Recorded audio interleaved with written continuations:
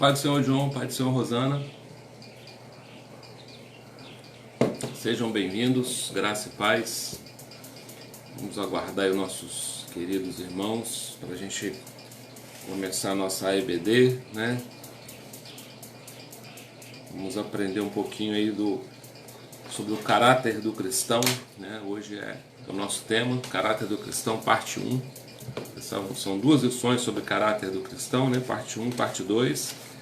Hoje a gente vai falar um pouco de algumas características, né, do caráter do cristão que tem a ver com o Sermão do Monte. Para quem tem interesse, a nossa revista é essa aqui, ó, a revista Sermão do Monte. Alguns irmãos aí de Vila Velha já usam, né? E essa revista também foi distribuída na montanha pelos nossos pastores. Você que tem a revista pode acompanhar por ela, né? Pode inclusive também fazer os devocionais que estão aqui, que são uma bênção, né? Esses devocionais aqui, ó, eles servem para você ter a sua leitura diária, né? Para você fazer a sua oração aí de manhã, ter o seu tempo com Deus. Então a gente não deve perder essa chance, né? Até para ministrar para nossa própria família, né? Você tá junto aí com esposa, filho, já tendo um tema para fazer o seu culto doméstico, né? Super importante nesses dias aí de isolamento social, né? Você poder ministrar da sua casa. Já tem um tema, já tem um versículo, fica bem mais fácil aí para você fazer o seu culto doméstico. Você pode usar um texto por dia e vai ser uma benção, né? São 9h32, daqui a um minuto a gente já vai orar e já vamos começar a falar um pouquinho aí do nosso assunto, que é o caráter do cristão. Lembrando que a gente está falando do Sermão do Monte, né? Das bem-aventuranças. Abrir a cortina aqui para dar mais luz. O Sermão do Monte e das bem-aventuranças. Claro demais. Tem que ter um técnico de iluminação aqui. Mas aí, amém, né? 9h33, irmãos, a gente vai orar então.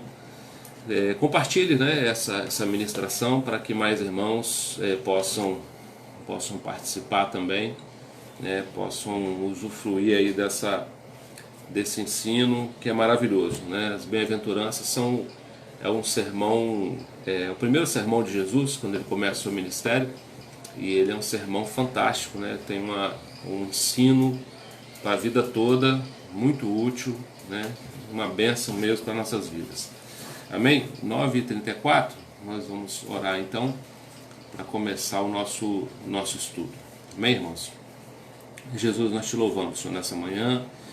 Te agradecemos, meu Deus, pela noite que passamos, pelo teu cuidado conosco, por o Senhor ter guardado, Senhor, as nossas famílias. Pedimos, meu Deus, que nessa manhã, Pai, que nós vamos estudar a tua palavra aqui na nossa EBD, que o teu Espírito Santo seja o nosso professor, que nós possamos aprender contigo, Senhor, a respeito das coisas do reino, Senhor. Muito obrigado, Deus, pelo teu povo que está aqui assistindo. Guarda cada um, abençoa, Deus, os irmãos de uma forma geral, que estão aqui nos ouvindo, os de longe, os que são ovelhas, os nossos amigos, todos eles, Senhor, que sejam abençoados. Abençoa os pastores, fonte de vida, seu pastor Eduardo, pastor Éder, pastor Claucione, pastor Ricardo, suas famílias, seja com os teus filhos, Pai, em nome de Jesus.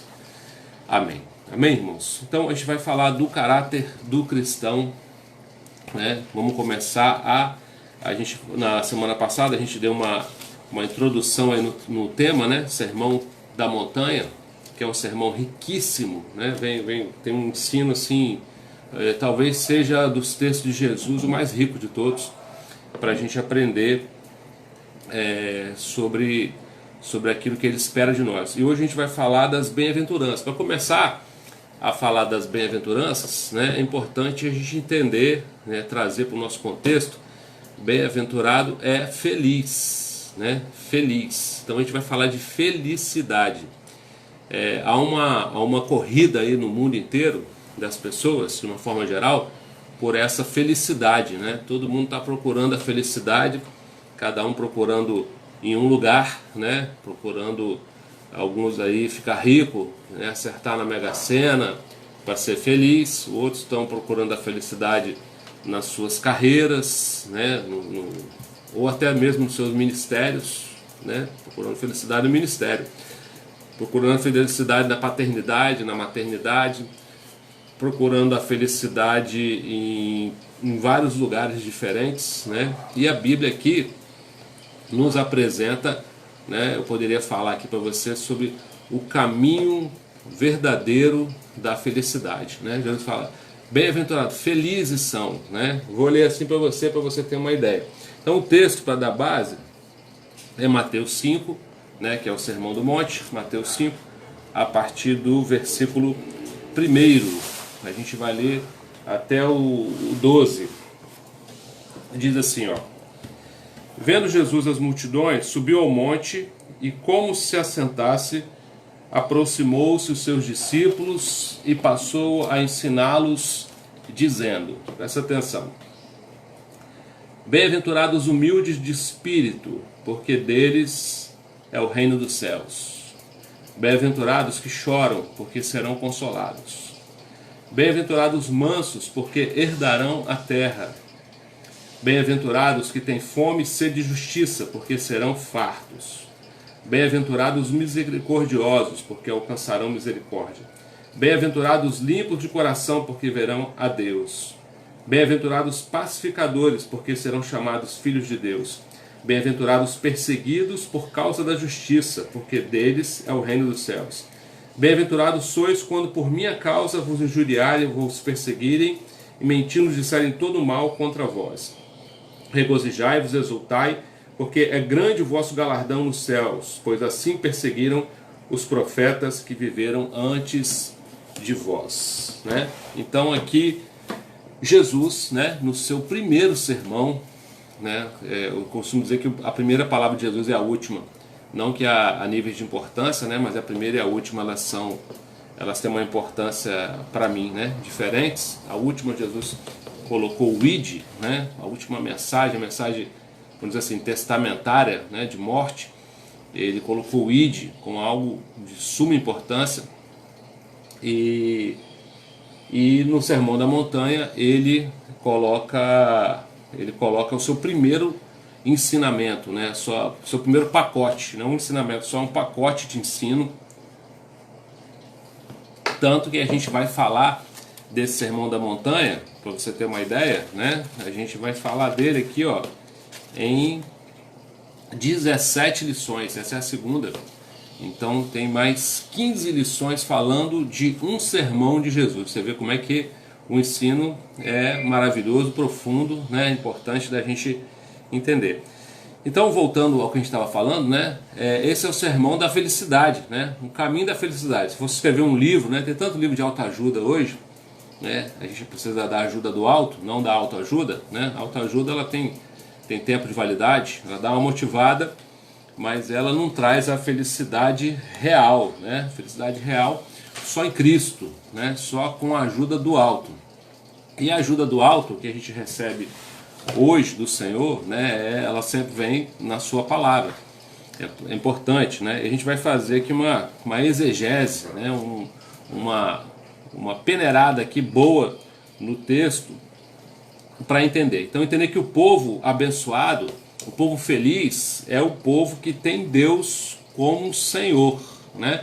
Porque para seguir todos esses princípios aqui, a gente vai ver 8 qualidades, ó, são 8 qualidades que Jesus cita nessa primeira parte do sermão, e que ele diz que são as pessoas felizes. Nós vamos ver aqui o que é isso, né?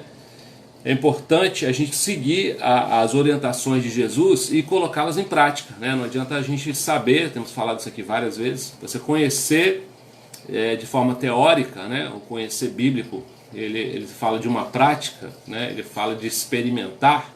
Então eu preciso experimentar aquilo que eu leio, preciso colocar em prática e ver, né? Não uma vez só, mas várias vezes, para que eu possa experimentar.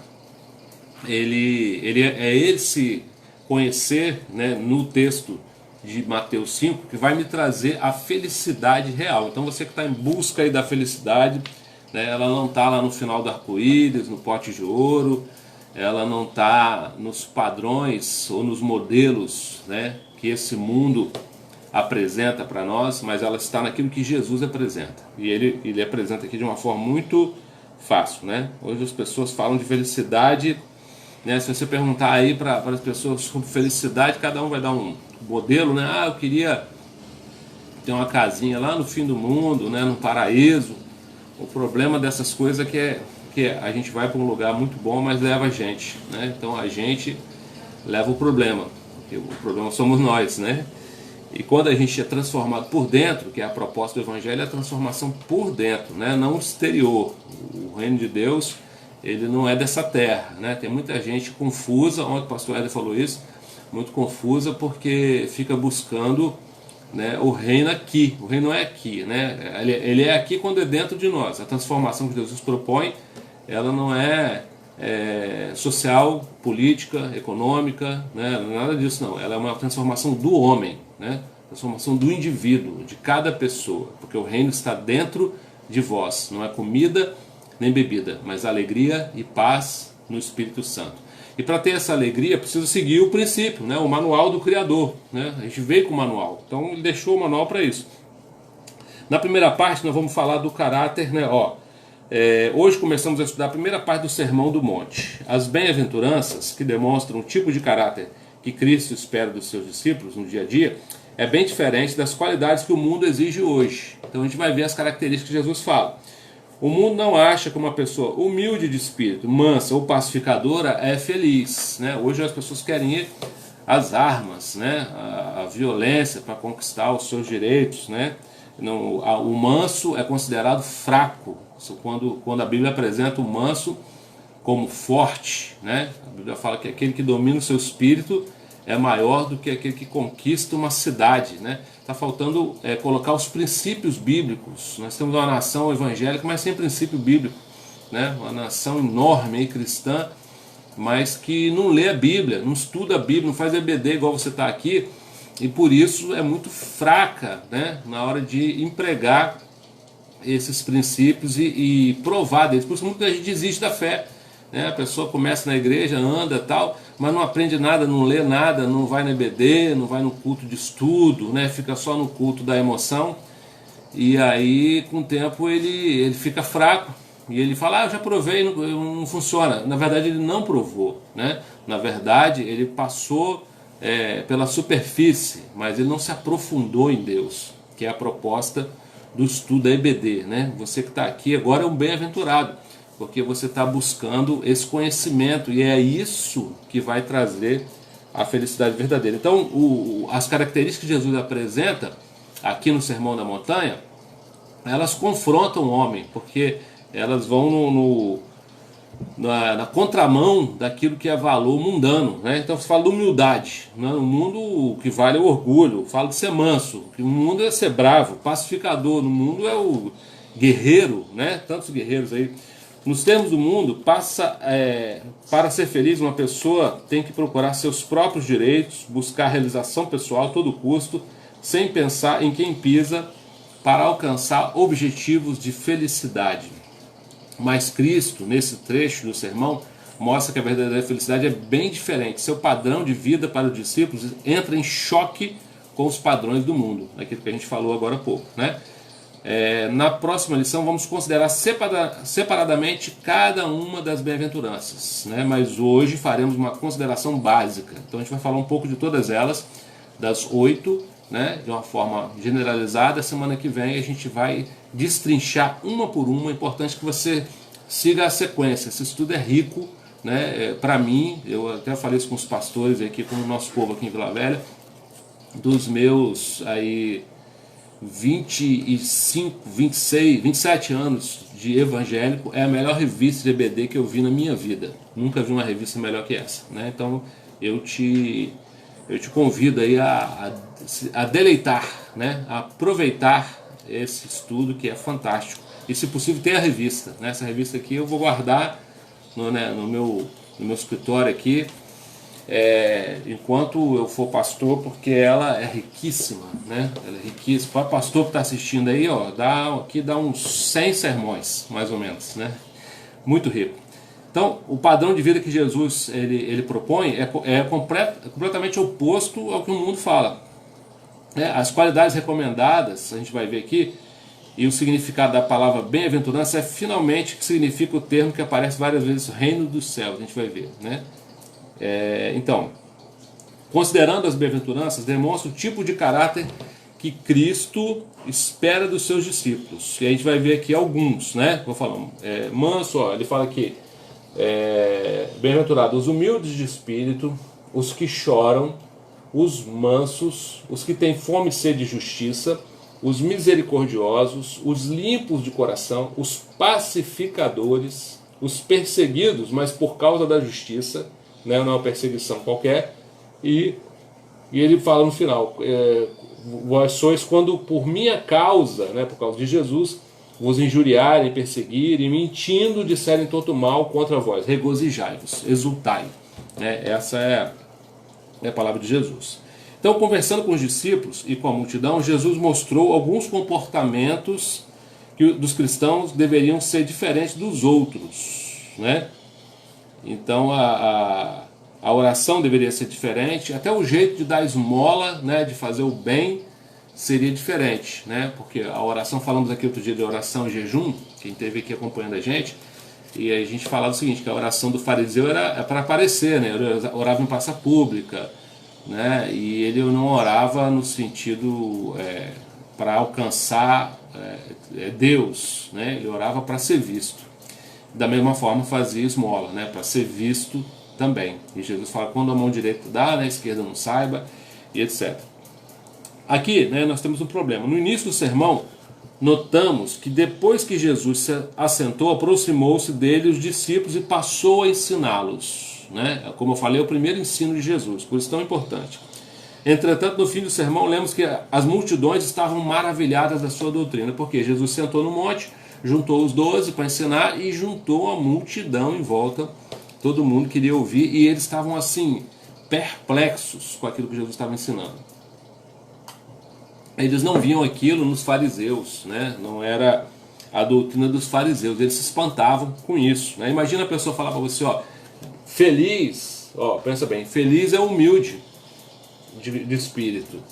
A gente vai entender o que é isso. Né? Feliz os que choram. Imagina, fala para você, ó, os que choram são felizes.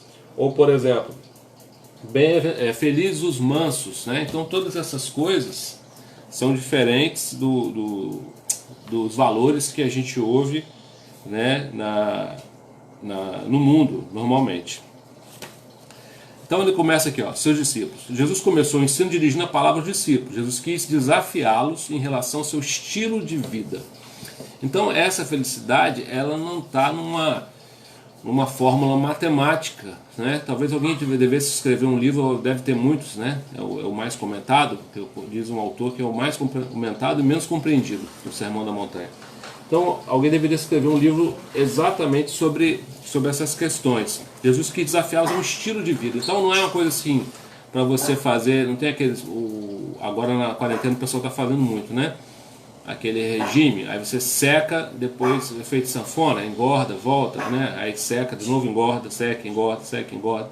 Isso aí não é bom, né? Jesus ele propõe um estilo, uma mudança de estilo de vida, não é uma coisa por um tempo só. O cristianismo é um padrão para você adotar para o resto da sua vida. Né? O problema é gente que adota esse padrão esperando a bênção, né? Aí que a bênção não vem, ele desiste. Só que a bênção está no padrão. A bênção, né, a felicidade que Jesus propõe, ela está no padrão. Né? Não é se você adotar o padrão vai vir a felicidade. Ela vai vir porque você está no padrão. Não é um prêmio por isso. O prêmio é adotá-lo, né? Adotar o novo padrão. No Evangelho de Lucas, o Sermão do Monte segue imediatamente depois da escolha dos 12. Então Jesus acabou de escolher os 12 e começou, né, a falar desse sermão. E aí ele diz assim, ó, Mateus 6,8 enfatiza, não vos assemelheis a eles, porque ele faz uma comparação com os fariseus, com a doutrina dos fariseus, e fala para os discípulos não serem parecidos com eles. O que é o fariseu? Hoje tem fariseu, pastor? Tem. Fariseu é o pregador do evangelho não praticante. É aquele que fala, que ensina, que prega, que infelizmente, né, são a grande maioria, porque a porta é estreita, o caminho apertado, são poucos os que passam por ele, né, não é muito, então a grande maioria não vai passar, infelizmente, né, a gente gostaria, mas tem que se ater para o texto bíblico, e a gente precisa entender isso. Jesus estava falando isso para ele, no contexto Jesus ensinava sobre oração, fazendo uma comparação com os fariseus que gostavam, como eu falei, de chamar a atenção, do seu modo hipócrita de orar em público. Os verdadeiros discípulos tinham que ser diferentes, né, dos que estavam fora do reino. Então Jesus propunha um estilo de vida para eles, que era diferente do pagão, do mundano, do ímpio, mas também era diferente do fariseu, do hipócrita, do cristão carnal, né? Jesus pregava uma vida espiritual verdadeira, né? Autêntica, com verdade, com sinceridade. Então aqui tem 3 grupos, né? O ímpio, o crente carnal e o crente espiritual. Jesus prega o crente espiritual, o carnal, né? Como diz Gálatas 5, os que praticam as obras da carne não herdarão o reino dos céus. Ainda que seja batizado, ainda que seja dizimista, ainda que frequente a igreja, ainda que seja filho de crente, ele não sobe, né? Não vai para o céu. Jesus falava diferente. Então ele diz assim, Timóteo, 2 Timóteo 3,5, Paulo fala, tendo a forma de piedade, mas negando-lhe, entretanto, o poder. E esse texto, o tio pastor Claucione citou esse texto. Esse texto, ele não quer dizer, irmãos, poder de curar o leproso, poder de curar a pessoa com Covid, o poder de ressuscitar um morto, é o poder de exercer os frutos do Espírito. Esse é o poder, né? O Evangelho é o poder de Deus para a transformação do homem, o apóstolo Paulo fala. Né? Então o poder de Deus é essa transformação. Existe a possibilidade da transformação. Esse é o poder, o milagre de Deus. Transformar um homem, né, que era de um jeito ruim num jeito melhor. Né? Esse é o poder de Deus. Não é o poder, não fica impressionado com fogo do céu, milagre, morto levantando. Pastor, mas não existe, isso tudo existe, é bíblico, né? Existe a cura, existe o milagre, mas isso é uma coisa menor. O grande poder mesmo é a transformação do homem, né? O homem por dentro ser mudado, transformado. Esse é o grande poder de Deus. Não seria, né, o que, tendo forma de piedade, negando entretanto o poder. O que a lição fala? Achei muito bom. É bom notar também que as bem-aventuranças não são uma série de regulamentos que uma pessoa deve obedecer para se tornar um crente, mas a descrição de como uma pessoa crente deve viver. Como eu falei aqui, não é uma coisa que você faz para alcançar um prêmio. Fazer já é o prêmio, né? Fazer isso aqui já é o prêmio, que a gente vai detalhar devagarinho. Quem deveria fazer isso? Todos os crentes, né? Jesus em nenhum lugar sugere que as qualidades são restritas à liderança. Ah, não, porque o pastor, porque o irmão, porque o presbítero, porque o líder, porque o diácono. Não.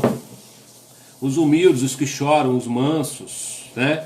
Os justos, os misericordiosos, os limpos de coração, os pacificadores, os perseguidos devem ser todos os cristãos, não um grupo específico. Todos os crentes devem demonstrar essas qualidades. Não existem 8 grupos separados, distintos, né? Eu sou do grupo do manso, eu sou do grupo do misericordioso. Não. Essas 8 características devem estar presentes em todos nós, né? E quando você, talvez alguém pergunte, né, pastor, mas aí, olha só, vamos colocar as qualidades: manso, misericordioso, humilde, limpo de coração, fome, né, os que choram, os que têm fome e sede de justiça, os pacificadores, e aí os perseguidos. Pastor, mas não é estranho os perseguidos? Né, perseguidos por causa do nome de Jesus. Porque se você adotar os outros 7 requisitos aqui no seu estilo de vida, você vai ser perseguido. Porque o cristão verdadeiro, ele desperta ódio no cristão falso. Né? Porque mais ódio no cristão, presta atenção nisso que eu vou te falar, o cristão verdadeiro desperta mais ódio no cristão falso do que no ímpio. Quem desperta ódio no ímpio é o cristão falso. Hoje tem muita gente se afastando, se perdendo do evangelho, né, falando do ímpio, que não chega lá. Jesus falou isso para os fariseus, né?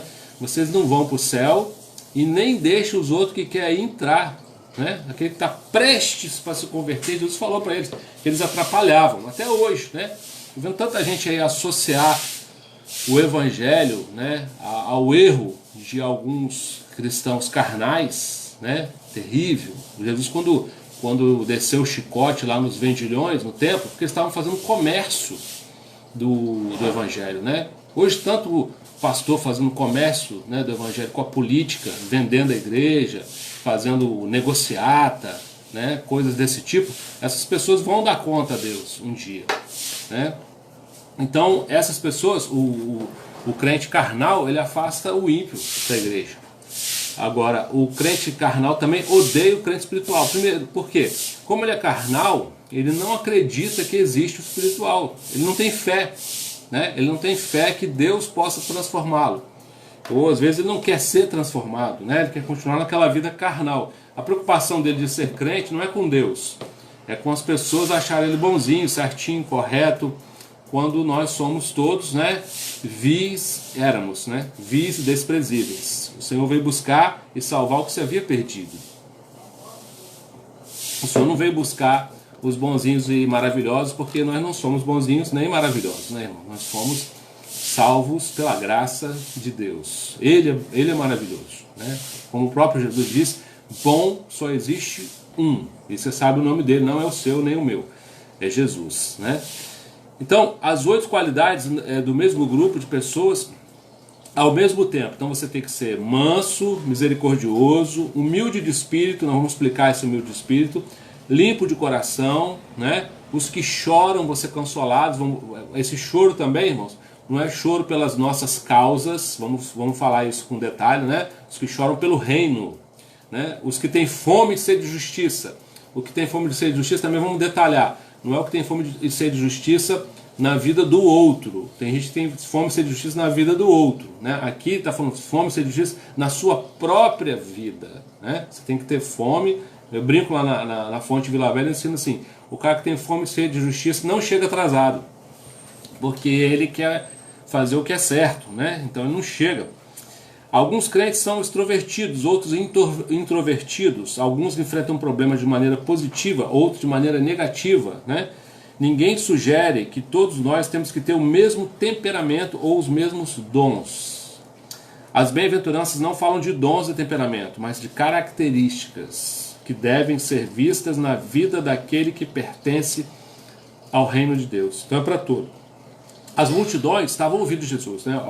Não há dúvida que as multidões viram Jesus subindo no monte. Pouco a pouco se aproximaram dele, enquanto o sermão visava principalmente os discípulos. O discurso de Jesus inclui o tipo de desafio que esperamos no fim do sermão evangelístico. Ele diz assim, entrai pela porta estreita. Falei disso agora, né? Larga é a porta, espaçoso o caminho que conduz para a perdição, e são muitos os que entram por ela. Porque estreita é a porta e apertado o caminho que conduz à vida, e são poucos que acertam com ela. Mateus 7, 13 e 14. Então, quais são as qualidades recomendadas, né? A versão de Lucas 6, 20 e 21 fala: bem-aventurados pobres, né? Bem-aventurados que agora têm de fome. Algumas pessoas acham que Jesus estava julgando os pobres e famintos. Jesus aqui não estava fazendo um sermão social. Importante isso aqui, né? A grande causa de Jesus não é social. Jesus não veio fazer a justiça social como a gente pensa, né? E não veio curar todo mundo, alimentar todo mundo. Esse não era o objetivo principal. Ele fez isso, mas ele tinha um objetivo maior, né? Que era salvar o homem, mudar o homem por dentro. Às vezes tem gente que confunde o ministério, né? A gente não é salvo porque faz obras, a gente faz obras porque é salvo, ao contrário. Então é importante deixar isso bem claro. Aqui Jesus estava falando de outras coisas, nós vamos entendê-las se você acompanhar as lições, né? O que é o pobre de espírito, o que é o que tem fome e sede. Jesus sempre demonstrou compaixão pelos necessitados, mas não estava prometendo que ser crente, fazendo parte do reino de Deus, traz vantagem econômica. Isso é uma coisa muito usada por muitos pastores, né? Desculpa a palavra aí, mau caráter. Por quê? Porque promete um reino, né, de prosperidade financeira. Não que Jesus não traga o suprimento das nossas necessidades. Ele traz, né? Ele fala sobre isso. Jesus fala, tudo como semeais vai ceifar, né? É uma lei eterna. Mas o objetivo maior de Jesus não é isso, não é o conforto nessa vida, né? É a vida eterna.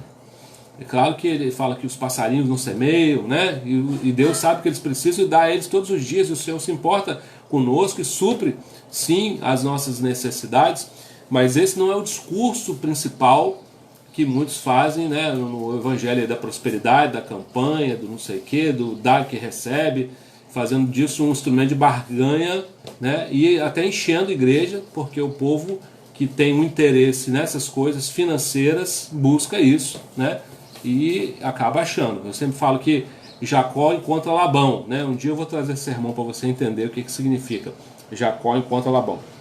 Jesus sempre demonstrava compaixão, mas como eu falei, não era isso. Ele estava falando de condições espirituais. Bem-aventurados são pobres, humildes de espírito, aqueles que têm fome e sede de justiça. Podemos deduzir que as outras qualidades também são espirituais. Todas são espirituais. As 8 que Jesus fala são espirituais, né? Não vamos levar para o lado material, senão você vai se perder. Aliás, a Bíblia toda fala de coisas espirituais, né? Pastor, mas finança de crente espiritual e sexo na vida do crente espiritual. Tudo do crente é espiritual e precisa ser entendido espiritualmente, tem um princípio, um sentido espiritual, né? É igual como a gente fala, né? Comida é pecado? Não, mas glutonaria é. Então o pecado não é comida. Aliás, hoje à noite na ceia a gente vai falar sobre se o teu olho te faz pecar, arranca-o. Quero convidar você aí, preparar o pão, preparar o suco de uva, para a gente ceiar à noite, né? Convide seus amigos, vai ser uma bênção, em nome de Jesus, né? Estamos com muita expectativa aí do sermão. Deixa eu correr aqui, senão não consigo falar para você o que eu preciso, né? Ainda tem assunto aqui bastante, como eu falei, é rico, né?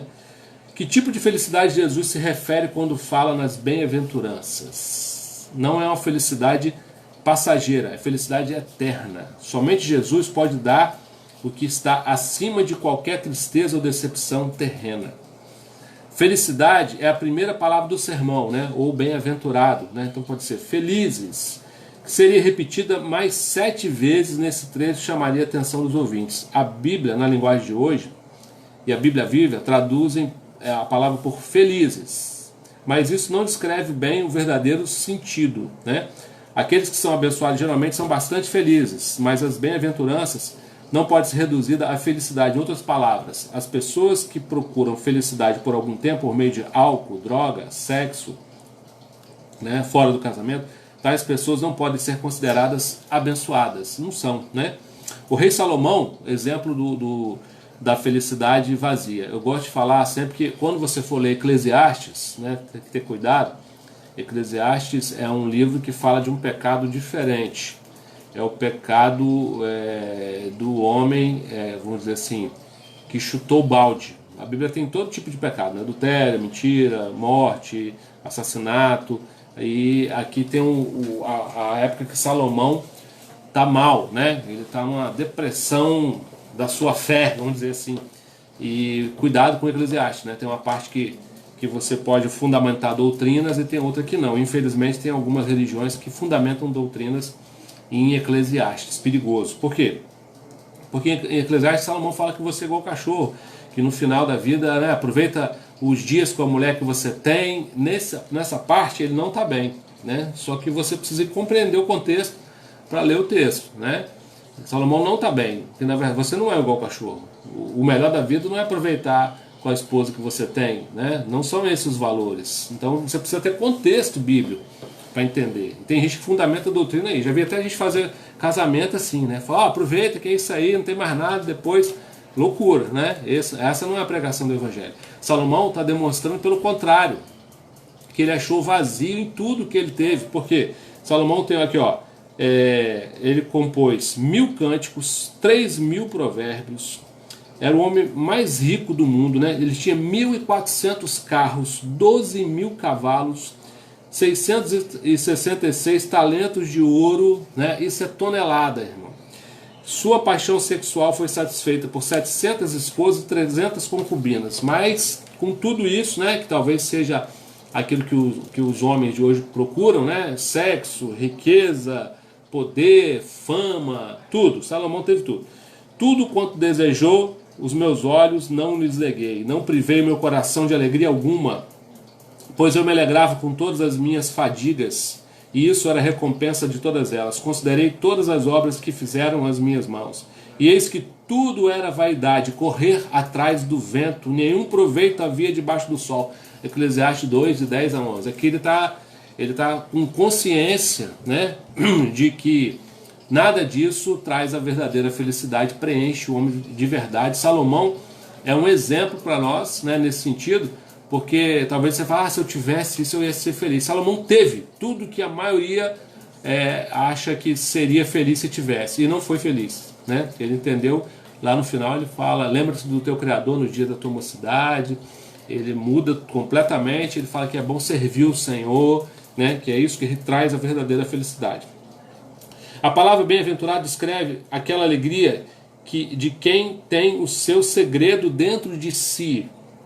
A vossa alegria ninguém pode tirar. João 16, 22. Então é dessa alegria, né, que Jesus está falando nas bem-aventuranças. É verdade que o mundo tem suas felicidades, né? Ou a gente pode falar alegrias temporárias, né? Mas quando alguma coisa má acontece, alguém pode perdê-las. É engraçado que essa lição, ela tem alguns anos, e ela fala assim, ó, primeira coisa, um colapso na saúde, exatamente o que nós estamos vivendo, né? Um mau sucesso nos negócios, frustração da ambição, ou até a mudança de clima, né? Tem gente que fica aborrecido, perde a felicidade. Podem tirar a felicidade vazia que o mundo pode dar, mas um crente tem uma alegria totalmente diferente, que não depende de circunstância lá fora. O seu estado espiritual é de dentro, visto aos olhos de Deus. Há 4 verdades bíblicas que declaram isso, né? Vamos ver. Bem-aventurado é algo que somente Deus pode dar. Então já é uma dica de caminho aqui, né? Onde eu vou achar a felicidade verdadeira, a bem-aventurança verdadeira? Só Deus. Não tem outro lugar que você vai encontrar. Ele é o caminho, a verdade e a vida, né? Então você pensa, um caminho, tem que ter um caminho, Jesus. A verdade, eu quero a verdade mesmo, a verdade. Qual é a verdade, pastor? Jesus. E a vida? Onde tem vida? Eu quero ter vida, eu quero viver. Jesus é a única maneira de você viver, né? O resto é você estar morto, viver é um zumbi.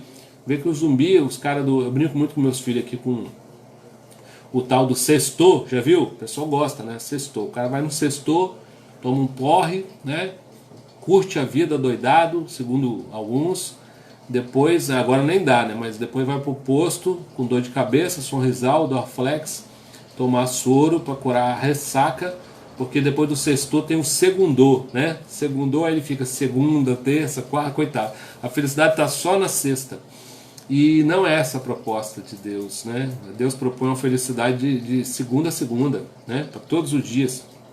Então só Deus pode dar isso. Nós não temos recurso para produzir a condição espiritual que seria aceitável por Deus, né? O próprio Senhor, né, fez isso. Bem-aventurado o povo que assim sucede, disse Davi. Sim, bem-aventurado é o povo cujo Deus é o Senhor. Salmo 144, 15. Então, o povo cujo Deus é o Senhor, né, funciona, é feliz. Bem-aventurança é um estado que Deus deseja que seu povo desfrute, né? Olha só. O Senhor te abençoe e te guarde, o Senhor faça resplandecer o seu rosto sobre ti, e o Senhor tenha misericórdia de ti. Números 6, 24 a 26. Então Deus deseja que a gente viva, que a gente desfrute disso, né? Só Ele pode dar, e Ele deseja que a gente tenha. Bem-aventurado não depende da circunstância. Paulo pôde escrever aos Filipenses: alegrei-me sobremaneira no Senhor. Aprendi a viver contente em toda e qualquer situação. Filipenses 4, 10, 11. É aquele que o pessoal gosta, né? Posso todas as coisas naquele que me fortalece. Mas olha o que Paulo diz, né? Sinto-me grandemente confortado e transbordante de júbilo em toda a tribulação. Oh, que loucura! Paulo é doido. 2 Coríntios 7, 4. Mais adiante, na mesma carta, pelo que sinto prazer na fraqueza, nas injúrias, nas necessidades, porque quando sou fraco, então sou forte. 2 Coríntios 12, 10. Então Paulo, ele fala de uma felicidade que não depende de circunstâncias, tanto que ele cantou na prisão depois de ser açoitado 40 vezes, né? espancado, chicoteado, Paulo tinha ainda o louvor dentro dele, né? Então é uma felicidade diferente do padrão mundano. Eu espero que você esteja recebendo, né, irmãos? Estão com um probleminha aqui. O pastor Clocione relatou, o Éder também, eu também. A gente não está vendo o que você comenta, né? Só o primeiro comentário, depois trava. Depois vamos ver aí com a mídia porque que isso está acontecendo. A Adna e a Yolanda que estão assistindo, depois me ajudem. Mas eu sei que você está ouvindo, né? Os comentários não saem para mim, mas depois eu consigo ver no Face, né? Então sinto prazer na fraqueza. Paulo está falando de uma coisa que para o mundo, se você for falar isso para as pessoas aí fora, eles vão falar que você é maluco, que você é doido, né? Que não tem condição uma coisa dessa. Por quê? Porque eles não conhecem a Deus, não conhecem o que Deus pode fazer dentro do mundo, não crê às vezes nisso, né? Às vezes precisa passar por uma experiência de dor, como eu passei, a maioria das pessoas, para se chegar a Deus. A bem-aventurança é relacionada com a obediência à palavra. Ó, bem-aventurado aquele que te concebeu e os seios que te amamentaram, disseram para Jesus. E Jesus respondeu, antes, mais bem-aventurados, ou podemos colocar aqui na frase, antes, mais felizes são os que ouvem a palavra de Deus e aguardam. Lucas 11, 27 e 28. Então alguém diz para Jesus, né, a coisa parece uma coisa linda, realmente é linda, né? Bem-aventurado aquela que te concebeu, falando de Maria, e os seios que te amamentaram, realmente é uma bênção fantástica, né? Você imaginar ter o Criador na barriga, amamentar o Criador, coisa linda. Mas Jesus fala assim, não, mais feliz que a minha mãe são os que ouvem a palavra de Deus e guardam. Então Jesus, ele está dando uma receita aqui, né? É aquilo que eu falo sempre, o que Deus ganha em você obedecendo? Nada, ele continua sendo Deus, né? Deus não tem problema de egocentrismo, ele é curado, né? Ele não precisa ser adorado, não precisa de nada disso, Deus não precisa, né? A palavra Deus precisa não pode estar na mesma frase que Deus, porque ele não precisa de nada e de ninguém, ele é completo.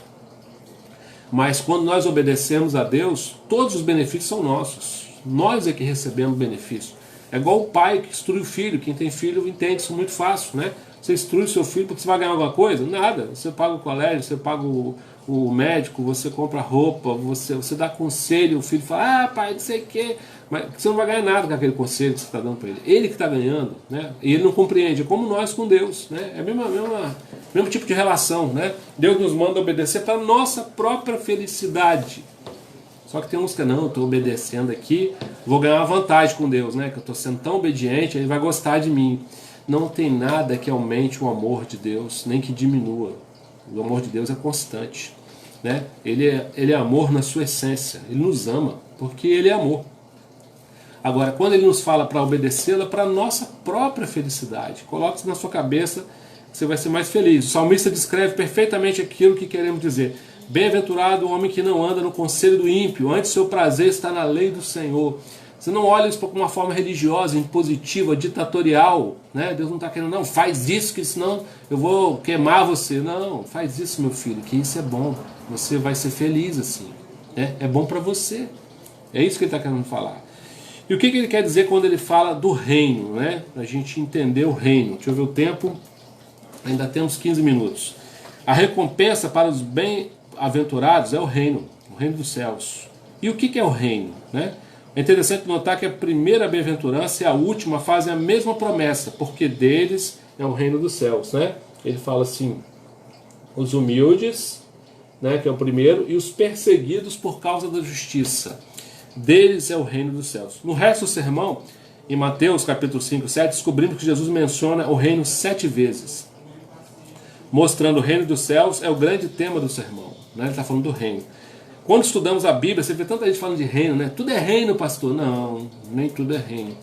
Toda a igreja é de Deus, quem dera, né? Hoje a gente fala, você procura a igreja mais bíblica próxima da sua casa. Antigamente a gente fala, procura a igreja mais próxima da sua casa. Mas hoje tem igreja que o sermão, né, ele é de valorização do homem, do hedonismo, do dinheiro, da busca da felicidade humana, né? Sermões totalmente fora do padrão bíblico, dos valores bíblicos. Então você tem que ver o que está sendo pregado Até porque essa pregação hedonista da felicidade aqui na Terra, ela fracassa, né? O camarada, ele é feliz por um tempo, depois ele, você vê na pandemia agora, ó, os crentes que foram doutrinados dessa forma fraca da felicidade aqui, do reino aqui, eles estão em desespero, estão chutando balde. Provavelmente, né? Tomara que não, mas muitos não vão conseguir voltar para a igreja, quando a igreja voltar, porque eles perdem a fé muito fácil, porque a fé deles está atrelada ao sucesso terreno, né? Se você for explicar assim, ó, Paulo morreu decapitado, Jesus foi crucificado, Pedro foi crucificado, Tomé foi escalpelado, João pegou prisão perpétua. Esses são os heróis da Bíblia. Então a pessoa vai olhar, não, esse evangelho eu não quero não. Não, mas eles tinham paz lá, porque a promessa é para depois, né? Aqui é só um brinde, né? Aqui é 80 anos no máximo, lá é eterno, eterno. 100 anos, 100 milhões de anos, 100 bilhões de anos, 100 trilhões de anos. A pessoa não tem noção. Então isso aqui, irmão, isso é muito rápido, né? Outro dia a gente estava com 10 anos, 8, 7, aí brincando na rua. Agora nós estamos aí com 50, e vocês estão me ouvindo aí, né? Eu, no caso, passa muito rápido, né? Os valores não são daqui. Quando estudamos o reino, percebemos que há mais de 100 referências do reino dos céus ou do reino de Deus. Há alguma diferença entre os dois reinos? Embora haja bastante discussão sobre isso, cremos que não. Quando Jesus falou a respeito do jovem rico, ele disse: um rico dificilmente entrará no reino dos céus. E é mais fácil passar um camelo pelo fundo da agulha do que um rico entrar no reino de Deus. São sinônimos. É óbvio que Jesus estava usando esses dois termos como sinônimos, né? Jesus não estava falando de dois reinos. Então o reino dos céus, o reino de Deus é a mesma coisa. É um reino eterno, algumas características desse reino, né? Não é um reino desse aqui. Hoje eu fico vendo aí o povo, né? É triste a gente falar disso, irmão. É difícil não falar, né? Tem que falar. Você vê o povo aí se matando pela política. Daqui a alguns anos, esses homens pelos quais eles estão brigando, né, seja de um ou de outro, eles vão ser nada, né? Passaram. Dario passou, né? A Bíblia fala, mas vale um cachorro vivo do que um leão morto, né? Então Dario passou, Ciro passou, Alexandre passou, os grandes reis passaram, e os que estão aí vão passar. Agora o rei Jesus é eterno. Ele fala de um reino eterno. Nós não estamos falando do reino daqui. Isso aqui vai passar. O reino é eterno. É um reino espiritual, outra coisa importante, né, irmãos? Esse reino não é terrestre. Os judeus se confundiram muito, se enrolaram muito por causa disso. Sempre esperando um Messias terreno, alguém que fosse resolver as questões terrenas. Quando falava em Messias para eles, eles entendiam alguém que ia tirar eles da opressão romana, política, né? Os romanos oprimiam eles, e Jesus não fez isso. Jesus não levantou guerra contra os romanos, né? Não pegou a espada, não juntou um exército, não fez uma revolução. A revolução de Jesus era mundial, não era local, política. Era mundial, era no sentido de transformar o homem em toda parte. Tem gente que acha que o demônio está numa nação só, né? O demônio está em todas as nações, assim como Deus está em todas as nações, né? Deus é onipresente, o demônio não. Ele tem os seus asseclas, né? Os seus servos que estão espalhados aí, tem uma hierarquia infernal. Deus está em toda parte. Agora, ele atua em toda parte, irmão. Ele atua na igreja, ele ataca os crentes, ataca os pastores. Então, tira da sua cabeça essa coisa do reino, né? Físico. O reino não é desse mundo, as armas não são desse mundo. As armas desse mundo é metralhadora, revólver, faca, bomba. As armas de Jesus não são carnais, mas poderosas em Deus, né? Amor, misericórdia, graça, oração, Bíblia, palavra, fé, jejum, são outras armas. Lute com essas armas, né? O reino não fala daqui, ele fala de outro lugar, né? E ele começa dentro, o reino está dentro de vós. Então o reino, ele é espiritual, ele não é comida nem bebida. Tem gente cheio de comida e cheio de bebida e com paz zero. Zero. Alegria nenhuma, né? E para alcançar esse reino tem que nascer de novo. Nascer da água do Espírito. Então o reino é eterno, o reino é espiritual, é um reino contemporâneo, né? Ele começou na primeira vinda de Jesus. Só que ó, o reino de Deus, contudo, será consumado totalmente depois da segunda vinda. Então Jesus vai reinar, irmãos. Esse vai ser um reino eterno, justo, firmado em misericórdia, né? Como a gente canta, justiça, igualdade, bondade e fraternidade, porque Jesus vai ser o governante, né? E a gente vai participar desse reino. Então a Bíblia fala, ó, contudo, Jesus inaugurou o reino na primeira vinda. Quando ele vai na casa de Zaqueu, não sei se você lembra, né, ele fala assim, hoje chegou salvação nessa casa, agora, nesse instante. Então o reino começa quando Jesus entra na sua vida. Ali começou o reino, porque ali você se torna súdito desse reino, né? Então Jesus fala que aqueles que amam a Ele fazem a vontade dele, obedecem. João 14. Então, como é que eu provo que eu faço parte do reino? Eu sou obediente às regras do reino. Eu uso as armas do reino. Eu entendo que reino é esse, né? Você participa desse reino? Esse reino é espiritual na sua vida ou ele é carnal? Ele tem valores da terra, né? O reino da terra, força, violência, agressividade, essas coisas. O reino do céu, oração, jejum, joelho, adoração, amor, misericórdia, perdão. São outros valores, são outras armas, né? É bem diferente, é muito clara a diferença. Só que alguns fazem confusão com isso, né? E estão regimentando um exército de crentes que acham que são crentes, né? E que tem os valores do mundo daqui da terra, né? O ódio, a raiva, né? A violência, esses valores não são do reino de Deus. O reino de Deus é dinâmico, né? Porque ele não é estático. Os crentes vivem sobre o reino gracioso de Cristo, pela graça de Deus foram libertos do império das trevas. Como é que eu sei que eu fui liberto do império das trevas, pastor? Eu tenho vontade às vezes de bater, de socar, você não tem? A carne. Mas aí eu estou no reino de Deus, eu me submeto ao reino de Deus, eu mortifico a carne, como Paulo fala, né? Eu esmurro o meu corpo, reduzo a servidão, para que eu não faça essas coisas. O que é livre consegue, né, se controlar de fazer o que é errado. O escravo não, o escravo faz tudo que o capeta manda, né? Ele bota tudo para fora. Ele usa a desculpa do temperamento. Só que o nosso temperamento é controlado pelo espírito. Então eu sinto, mas eu não faço, né? Eu luto com aquilo. Essa é a luta, essa é a batalha espiritual verdadeira, né? Não aquela ficção que as pessoas inventam por aí. Como é bom saber que quando a nossa vida terrestre terminar, ouviremos a voz do rei dizendo: vinde benditos do meu Pai, entrai na posse do reino que está preparado desde a fundação do mundo, né? Eu quero deixar aqui para os irmãos o seguinte: esses estudos são introdutórios, né? Nós vamos ficar falando sobre esse tema maravilhoso, delicioso, né? Eu amo falar disso aqui. Semana que vem a gente vai falar Caráter do Cristão, parte 2, ó. Só para você ter uma ideia. Lição 4, a influência do cristão. 5, a justiça. 6, o ato de reconciliação. 7, o casamento do cristão. 8, palavra de honra do cristão, né? Tão difícil. Negação, né? Sim, sim, não, não. Lição 9. Piedade do cristão. 10, a oração que Deus atende, que não é qualquer uma. A ambição do cristão. Tem ambição? Tem. Os relacionamentos do cristão, família, negócio, empresa, mundo. Um convite à oração, 14.